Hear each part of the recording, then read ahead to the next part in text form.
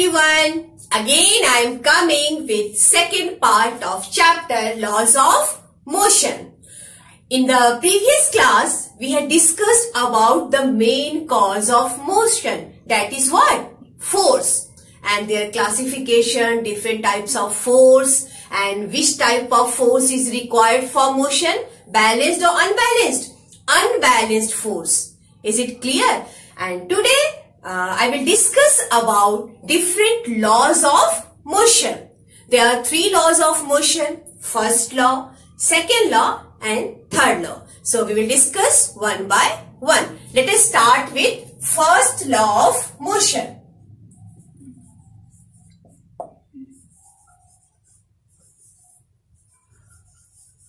What is this first law of motion?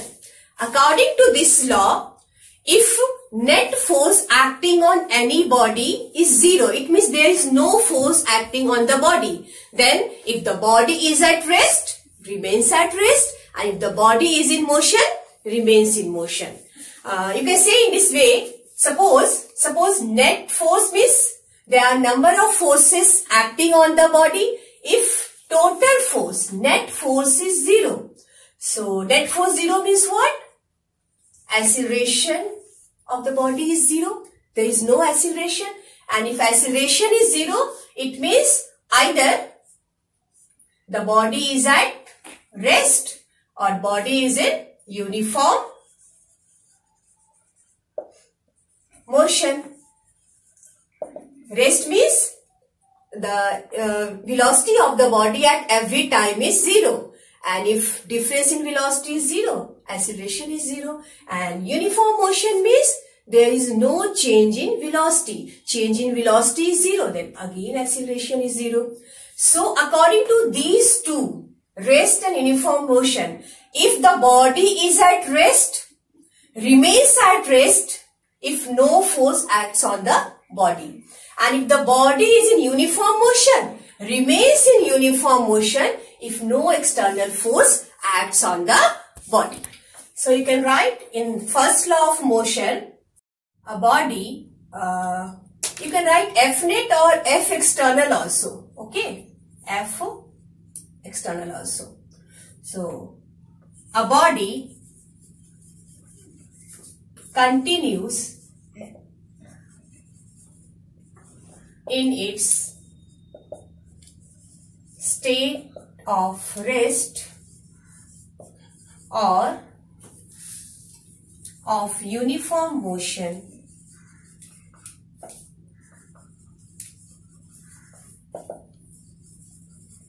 along a straight line unless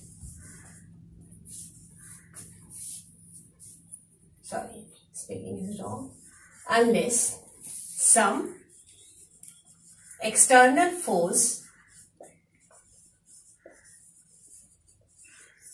acts on it. It means if no external force or net force acts on the body, then a body at rest remains at rest, or body in uniform motion. Uniform motion means constant velocity. It moves with constant velocity. Then remains in uniform motion if no external force acts on the body. Okay. And this F external equal to 0 is also called equilibrium condition. If X, you will study equilibrium condition in detail after one or two topics of this chapter. If F external is equal to 0, this is also called equilibrium condition. Equilibrium means if number of forces acting on the body and if net force is 0, it means that body is in equilibrium condition. And this first law of motion is also called law of inertia, because due to inertia only a body at rest remains at rest, a body in motion remains in uniform motion. So you write this first law of motion is also called law of inertia. So I think first law of motion is clear to you. Next, second law of motion. But before starting second law of motion, you must know about momentum. What is momentum, or you can say linear momentum? I think you heard this word momentum. Momentum is the quantity of motion possessed by any body. If the body is in motion, it means what is the quantity of motion possessed by that body. Then momentum, mathematically you can say momentum is mass of product and velocity of the body. Okay. So what is momentum? Momentum. Mathematically, its symbol is P, and mathematically it is given by this P equal to m into V. Product of mass and velocity is called momentum, and it is also a vector quantity. What type of quantity? Vector. And its SI unit is what? kg meter per second. And if it is a vector quantity, what is its direction? Its direction is along the motion of the body.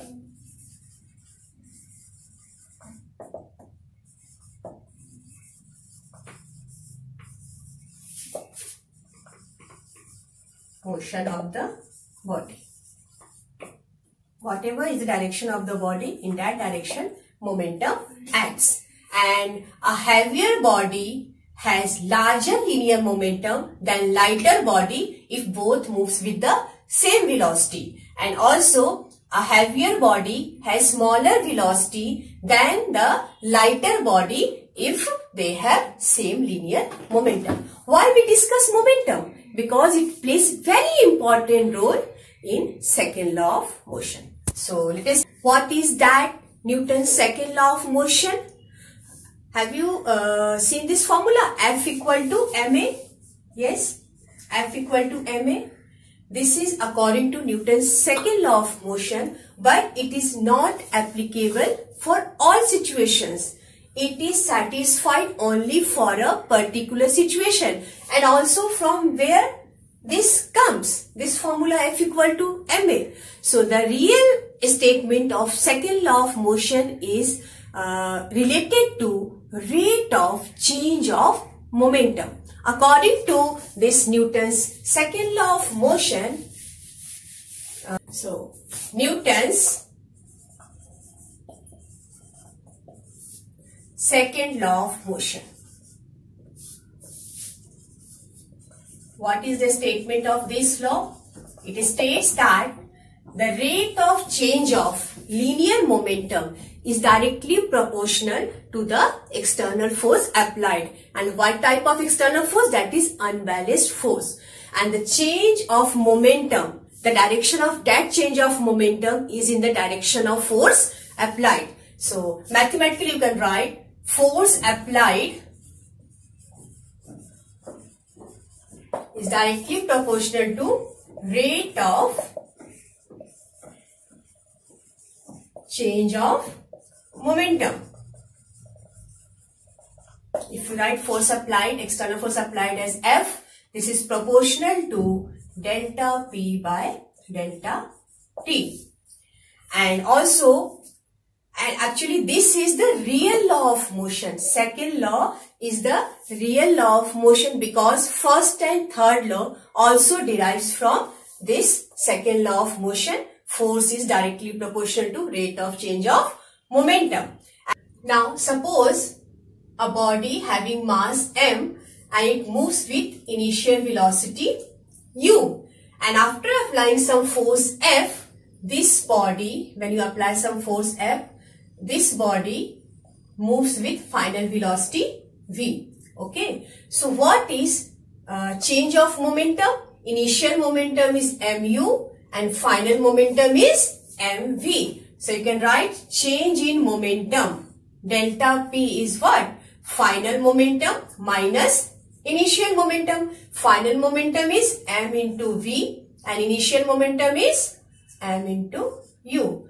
You take m outside common. If this is the case when mass of the body is constant. So okay, mass is not changing. mv minus u is the change of momentum. In how much time? This is the initial time t equal to 0, and after some time t you apply some force F. So change in time is t. So you can write F is proportional to this m v minus u, change of momentum, by in how much time? T time interval. Okay. So this F equal to constant. Remove this proportionality. We take constant K m v minus u by t. Okay. You take, if suppose K is equal to 1, then this F becomes what? F equal to mv minus u by t. And this change in velocity is what? F equal to m. This change in velocity is nothing but acceleration. So you get F equal to ma. You have got this expression when you consider mass of the body is constant. If the mass is variable, then that time this F equal to ma is not valid. Okay. You get the expression according to Newton's second law of motion, F equal to ma. And this F equal to ma is true for constant mass. Okay. When the mass of the body is constant. And what is this SI unit of force? SI unit is Newton. And 1 Newton equal to what? 1 Newton equal to kg meter per second square. This is the SI unit of force. And what is its dimension? You can easily find the dimension. Already studied how to find a dimension. Dimension of force is m, then meter L, second square t minus 2. This is the dimension of force. Now, when this is true only for when the mass is constant. What happens if the mass is changing? For example, rocket propulsion. What happens in this case? Mass is changing with time. Suppose this is rocket. Okay. And when the rocket moves forward with some force, it exhausts gas in the backward direction. So in this case, mass of the rocket is changing. Mass is not constant. Mass is changing. And in this case, F equal to ma is not valid because it is valid only for constant mass. Here mass is variable. Okay. So the main second law of motion is F equal to rate of change of momentum.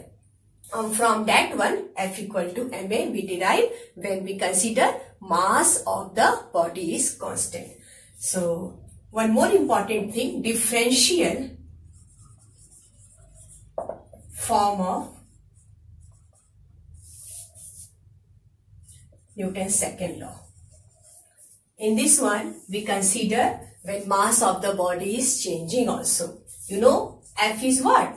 Rate of change of momentum. You write in this way, dp by dt. And this becomes, P is what? M into V. So here, we can't take M outside because we consider when mass is changing, like rocket propulsion. So this F becomes, you take first M outside, then velocity is variable with time. And then you take V outside, then mass is variable with time. Mass is changing with time. This is the case when mass is variable, changing. Okay. And this is the case when mass is constant. So actually, force is this one, m dv by dt plus v dm by dt. This is differential form of Newton's second law of motion. And in this one, if mass is constant, then there is no change with time. dm by dt is 0. If m is constant, then dm by dt is 0. In that case, f becomes what? M dv by dt equal to ma. So f equal to ma is true only for a particular condition when mass of the body is constant. Otherwise, this is the real second law of motion and f equal to this differential form. Is it clear? After this, one more important thing in Newton's second law of motion, that is impulse. What is impulse? It is impulse. What is this impulse?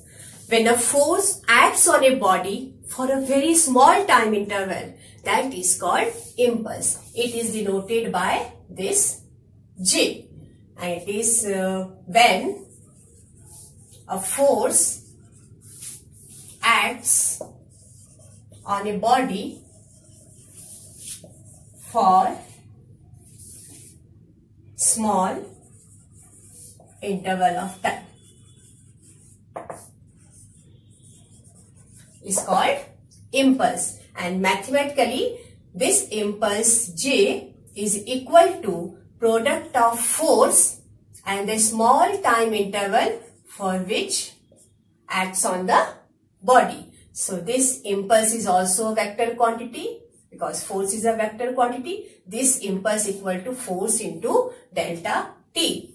And also you can write this impulse in terms of change of momentum.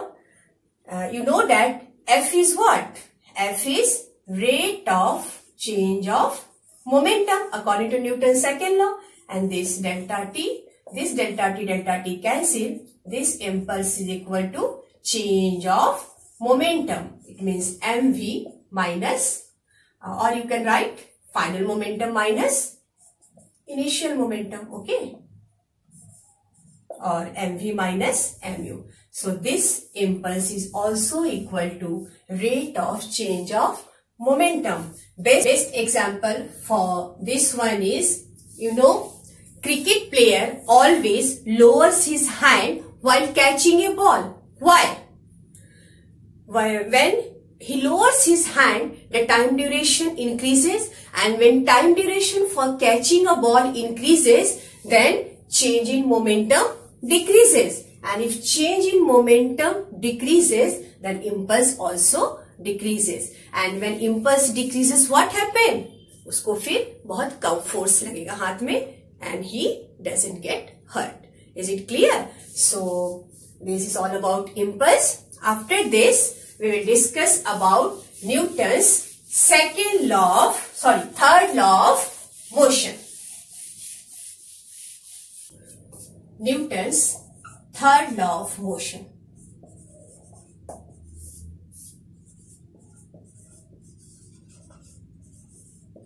What is this third law of motion? It states that to every action there is equal and opposite reaction. To every action there is equal and opposite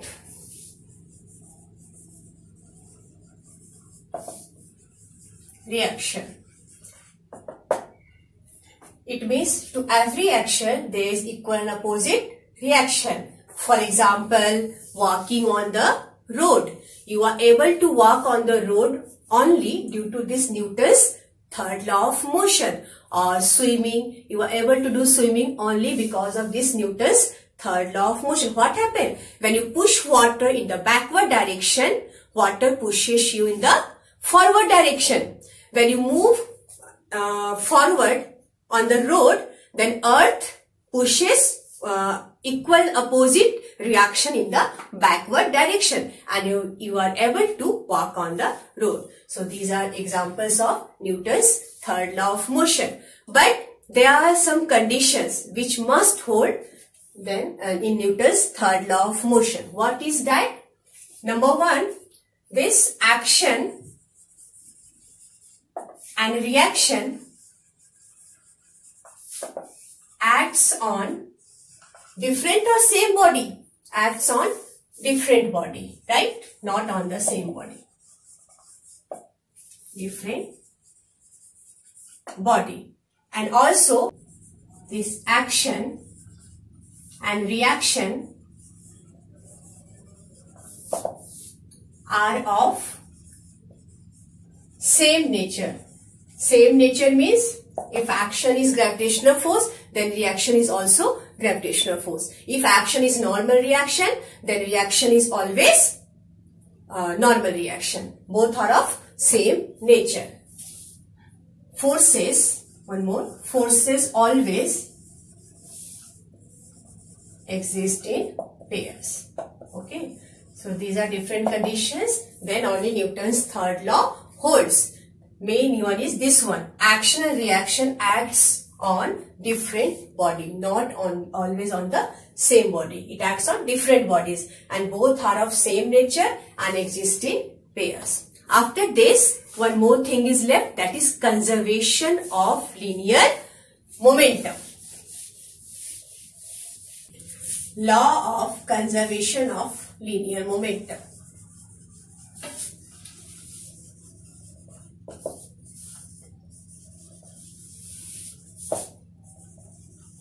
What is this law? Okay. In an isolated system means no external force act on the system, then total momentum of the system remains constant or conserved. It means total initial momentum is always equal to total final momentum. Okay. So, you can write in an external or in an isolated system. Isolated means no force acts on the system. Net force is 0. In an isolated system, total momentum is always conserved. Conserved, or you can say constant. It means if no external force, F net or F external is 0. If no external force acts on the system, then total momentum is always constant. You know, from Newton's second law of motion, F net equal to 0 means what? Delta P by delta T is 0. It means what? Delta P equal to 0. And delta P equal to 0 means no change in momentum. Momentum is always constant before and after. Okay. So, best example is gun and bullet system. Okay. Once again, what happens in this one? Gun and bullet system. Suppose, my drawing is not so good. Still, I am trying to explain. Okay. Suppose this is gun and bullet is inside the gun. So before firing, what happens? Both gun and bullet are at rest, and F external is equal to 0. It means force on bullet due to gun plus force on gun due to bullet is 0. Now after firing, what happens? After firing, this bullet, this one is the bullet, suppose this bullet moves forward. Okay. So according to this law of conservation of linear momentum, when bullet moves forward, the guns recoil in the backward direction. Since net external force is 0, it means P is what? Momentum is conserved. Momentum conserved means before firing total momentum is 0. So after firing it must be 0. Okay. P is constant. It means P initial equal to P final. Initial momentum is 0. So final momentum also must be 0. It means momentum of gun plus momentum of bullet is 0. And from this one, momentum of this gun equal to minus momentum of this bullet. This negative sign shows that when the bullet, this is momentum of bullet, okay. When bullet moves in the forward direction, gun recoils in the backward direction to maintain this law of conservation of linear momentum. Is it clear? Law of conservation of linear momentum. It only holds when no external force. Net force also you can write external force. Both is correct, okay. Net external force is 0. One more thing, you must put vector sign here because momentum is a vector quantity, okay. It only shows direction. Is it clear? So this is all about today's lecture. In the next lecture, we will discuss about weighing machine. Lift, have you heard this word lift? सब बच्चे चढ़े होंगे उस पे, okay. When lift moves upward, downward or at rest, what happens to a weight of the body? Is it increase in the weight of the body, decrease or constant? So we will discuss weighing machine in the next class and also solve some numericals. Okay students, then take care. Bye bye.